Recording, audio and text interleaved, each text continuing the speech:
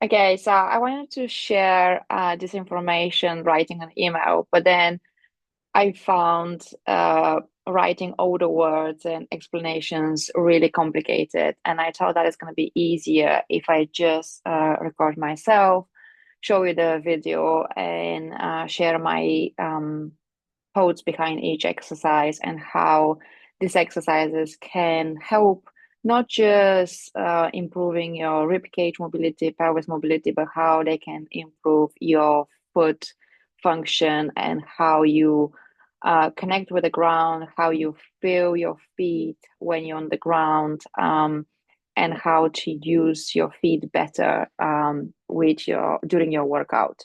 So this was a video I shared on Instagram last week, and you have this prone breathing exercise. You have a hamstring bridge with feet on the ball.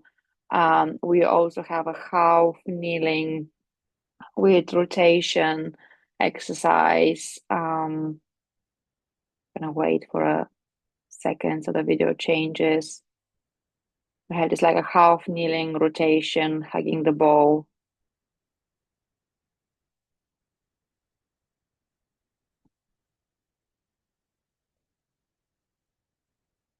And then we also have this like a kickstance hinge with again hugging a ball. And then the last exercise I had in this video was lateral slam balls. It's going side to side and slamming the ball. So if I go back with the first exercise and then I pause, you can see that the cues I gave was heavy heel, heavy knees. And when I say heavy knees, I don't mean forcing the knees down, but just relaxing and grounding through your knees. We want to keep the spine long. So some people tend to kind of extend and still push um, their chest down into the ground. So if that's you, think about a little bit of flexion in that lower back area and then sit bones open. So if you are using a bowl like that, or maybe a little bit bigger bowl, in general, you're gonna have your sit bones open. But then if you decide to use a foam roller, you will be a little bit lower because obviously the foam rollers are smaller. So that could be a case where you are still tucking your pelvis under. So make sure you're not tucking. There's no tension in this area. So when you're lying down on the boat, think about you keeping this lower part of your glutes really relaxed. And in general, the area around your sit bones and glutes really relaxed. So how this exercise helps in general, using a ball under the belly is gonna compress the belly and the ribs a little bit, which can feel a little bit uncomfortable. And again, for that reason, we can use a different setup.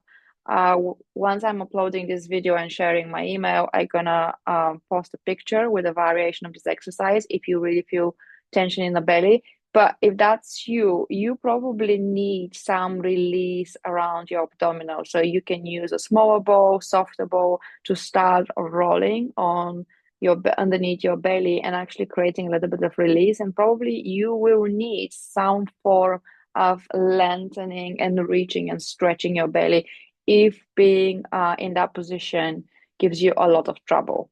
But if you are capable and able to relax at least a little bit on top of the ball, that can provide a little bit of release for your abdominal wall. It can also help you to release a little bit of tension from your hips because we're obviously having the hips nice and relaxed on the top of the ball, and at the same time can provide a length in your spine. We want to keep nice open shoulders. So most of the time people tend to put their hands like that, so I always invite people to just widen their arms a little bit. And when they are relaxing, thinking about creating space between the shoulder blades and just allowing yourself to relax on the ground. So this exercise is great to keep your spine long, breathe into the back of your rib cage. actually the position of your arms also keep your chest a little bit open because you're not rounding your spine so much. So you actually can feel a little bit of length, not just on the back of your body, but on the front of your body. And at the same time, you are able to create space on the back of your pelvis, release some of the tension around your glutes and maybe even pelvic floor. So once you stand up, you could feel that your center of mass is a little bit more neutral or balanced or more centered on top of your feet, and you are able to sense a little bit better the heels, but also the front of your feet, and then sensing each foot a little bit better underneath your body. So with the next exercise, with the bridge exercise, what we tend to do is continue having that length in the spine, so creating nice long spine. And when we got in that top position of the hamstrings bridge, you can see that the back of my rib cage is still on the ground. So my aim is to still create 360 expansion, breathing into my rib cage while I am performing exercise for the lower body, for the hamstrings, and I'm also training the foot here. So I'm wearing shoes here, but you can be barefoot. And then the aim here is to press your arches into the ball. And when you're going up into that hamstrings bridge position, I want you to think about pushing the arches into the ball and lifting your knees up, which gonna create a lift up through your pelvis as well. Instead of thinking about pushing your pelvis and hips up in the air. So if I play the video again, what I'm trying to do is push into the ball, dragging my knees up, maybe pulling the ball a little bit towards me so I can create that shape of like that bridge shape, but I'm not overly tucking and squeezing my glutes, but or also I'm not extending through my lower back area to create that position. So why this exercise is good is first we're using the ball and the shape of the ball to create a little bit of sensory awareness with the arches. And again, I'm wearing a shoes, but my shoes are quite the sole of the shoe is quite soft, is flexible, and also the bow is like slightly soft, so I can push and feel my arch is kind of mm, grounding to the sole of the foot, to the sole of the shoe into the ball. So I'm like pushing and creating a little bit of sensory awareness, but also I'm lengthening my arch a little bit. I'm creating a little bit of pressure into my arch. It's not a pronation, but it's a good start again to start sensing a little bit more load through the midfoot without having the gravity and our body on top of the feet. The other thing that is good in this exercise is again because we can continue working on rib cage expansion. So we have the floor as information that we want to still breathe into the back of the rib cage and the front of the rib cage. And by using the that setup and performing the hamstring bridge, so we're not going super high into a glute bridge, but we are engaging more with the hamstrings. The hamstrings pulls the pelvis underneath us a little bit, which keeps the front of the ribs back. So we can keep that long spine without, again, overly squeezing the abs and glutes and activate the foot arches. So again, once we stand up and walk around, we could be a little bit more aware of our arches and a little bit more aware of the pressure underneath our feet. Maybe we can sense a little bit better our foot tripod. If that exercise is easy after a while, you can perform a single leg bridge. So just bring the the intensity a little bit higher, but also start working on stabilizing the pelvis while you are balancing on one leg. Otherwise, the cue is going to be exactly the same. Sorry. Um, you're going to still work on keeping the back of your ribs on the ground, pushing the arch into the foot, and creating that slightly more tucked shape, but without squeezing the glutes. Instead, you're activating using your hamstrings to get in that position. And then again, we're keeping that long spine, abs engaged, but we are not squeezing and pulling the belly button in. So moving on to the next exercise, that half kneeling rotation. Hugging the bow can be a good like a constraint for people who are overly extending their lumbar spine. But also, if you're one of these people who actually uh, slouching a little bit more and have a little bit more of a hump on the back, in both cases, the bow can be a reference for you. So if you are one of these people who are flaring and pushing your front ribs forward, hugging the bow can give you that information of keeping your rib cage slightly back, but without squeezing and crunching your belly down. And then if you're one of these people that are slouching a little bit, hugging the bow can give you a little bit more of that open chest and keeping your head a little bit more back in space. In both cases, hugging the bow can be beneficial.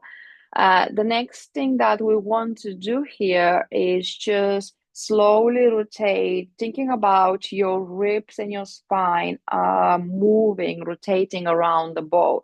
So that's going to again give that rotation, inward and outward rotation of your pelvis. So if you see, my pelvis is turning towards my right foot, and then I'm also turning my pelvis towards my left foot and left side. So that creates movement, relative motion between the pelvis and the hip joint, but also we are creating a different foot pressure and sensation at the foot. So when we're in that position rotating towards the bow, you can see that my knee is slightly behind. You can see that like a negative shin angle. So my knee and my shin are slightly behind my heel, which is going to pull the pressure a little bit more back towards my heel, which can bias a little bit more of that rigidity or supinated shape of the foot.